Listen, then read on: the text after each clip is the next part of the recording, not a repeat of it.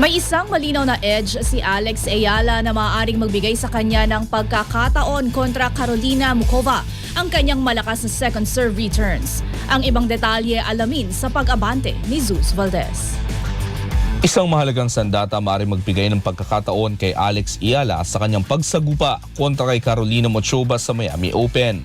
Ayon sa datos, malakas ang returns ni Ayala sa second serves ng kalaban kung saan nananalo siya ng humigit kumulang 60% ng puntos, isang aspeto na maaaring magbago ng takbo ng laro. Papasok si Ayala sa match na may dalang kumpiyansa matapos ang straight sets win kontra kay Magdalene, kung saan naipakita niya ang kanyang versatility sa baseline at shot selection. I think I just had to move as much as I could because she was I think being a bit more aggressive. She definitely changed some things. I need to clarify what those things are when I watch the match again. But yeah, I think I was solid. I fought and yeah, I was happy. Pero hindi madali ang hamon. Si Muchova na ranked number 14 sa WTA ay papasok bilang paborito sa laban. May mas mataas na win rate at mas matatag na serve. Kasama na mas maraming aces at mas matatag na breakpoint serve percentage. Sa kabila nito, naniniwala si Ayala na handa siyang sumabay sa mas matinding antas ng kompetisyon.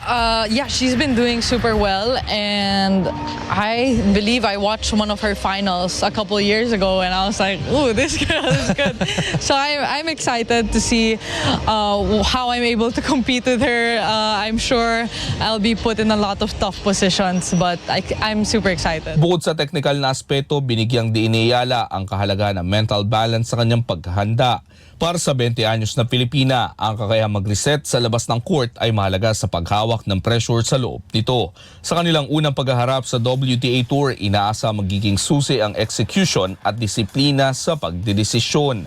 Ako si Zeus Valdez, Abante Sports, nauna.